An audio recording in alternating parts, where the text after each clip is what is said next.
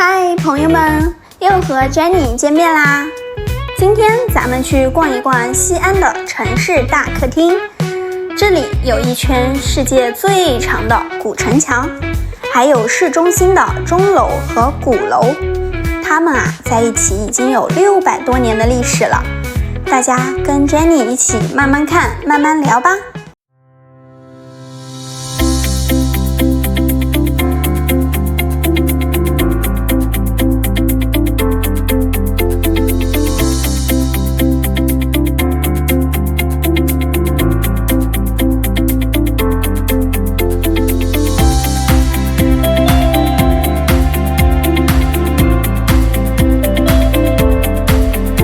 先说说这座身边了不起的城墙吧。很久很久以前中国有个叫明朝的朝代，那时候的皇帝朱元璋为了保护城市里的老百姓，就花了很多的时间修了这座城墙，把整个老城都包在里面。你猜猜他最厉害的地方是什么呢？他最厉害的是不但又高又厚，而且城墙特别的宽。城墙最高的地方差不多有10层楼那么高，而最厚的地方能并排站5个成年人。城墙上面更是宽的，可以并排开5辆汽车，是不是特别厉害呢？以前城墙上是有士兵拿着武器站岗的，要是有坏人想来欺负城里的老百姓士兵们就站在城墙上扔石头、射箭，把坏人挡在外面。虽然现在用不上士兵站岗了，但走在城墙下还是能感觉到它当年的威风。在这里我们可以租一辆自行车，慢慢的骑行，这里骑一圈需要2个小时呢。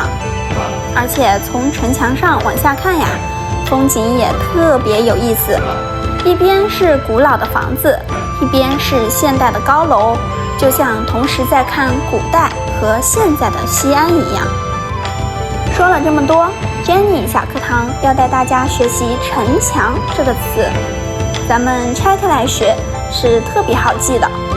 城就是我们住的城市，比如西安这座城市。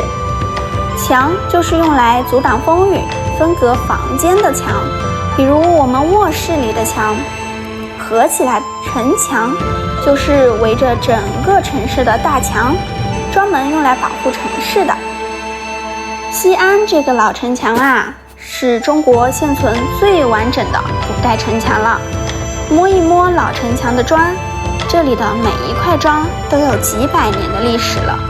有的砖上还可以看到小小的字，那是以前修城墙的工匠留下的记号。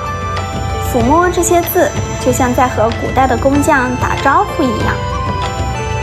骑到南门的时候我们可以看到真正的吊桥和箭楼。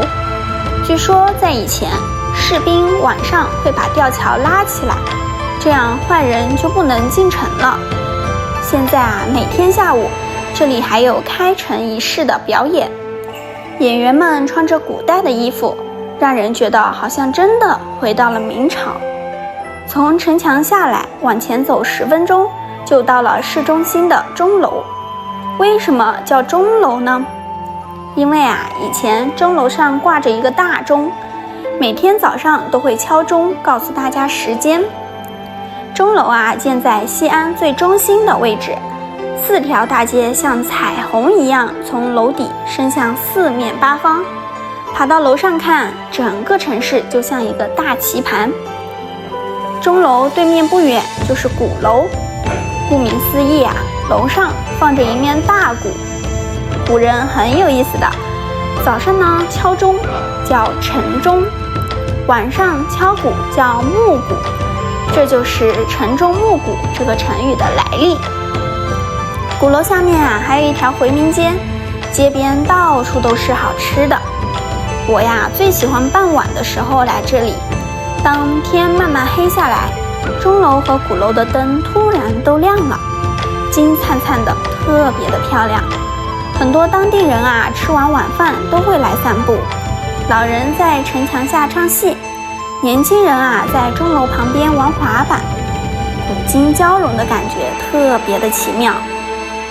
西安的老城墙和钟鼓楼不是冷冰冰的老建筑，它们啊藏着好多以前的故事，有士兵站岗的故事，有钟声叫醒城市的故事，还有老百姓在他们身边生活的故事。如果大家来西安，一定要试试傍晚骑城墙看日落，然后去鼓楼后面的回民街吃上本地的特色食品。当你摸着城墙古老的砖块，听着现代城市的车声，你会觉得时间在这里好像变成了一个圆环一样。